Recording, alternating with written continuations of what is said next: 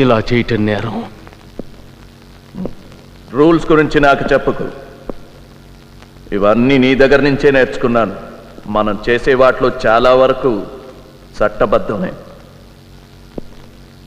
పత్రికల వాళ్ళకి తెలిస్తే వాళ్ళకి తెలియబోయేది నీ చావే.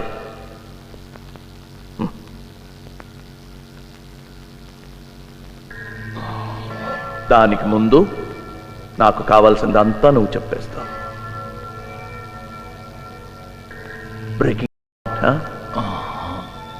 Sodium pentothal doctor. నిద్రపోతాను, హాయిగా నిద్రపోతాను.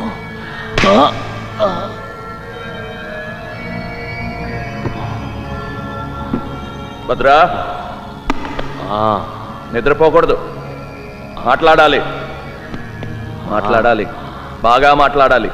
ప్రశ్నలు వేయకుండా అన్నీ చెప్పేయాలి. ఎలా ఉంది? హాయిగా హాయిగా ఉందా? హాయిగా. గుడ్.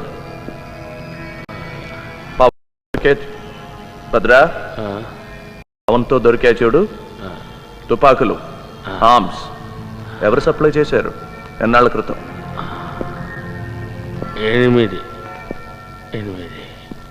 8 నెలల రోజుల? 8 ఏళ్ళు. ఓకే. చిన్న స్వామీజీ ఎవరు? చిన్న స్వామీజీ 8 ఏళ్ళు.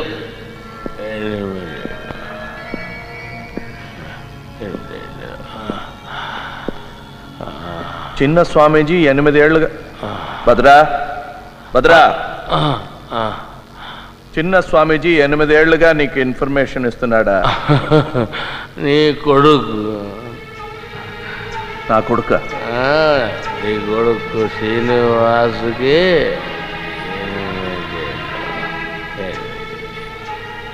8.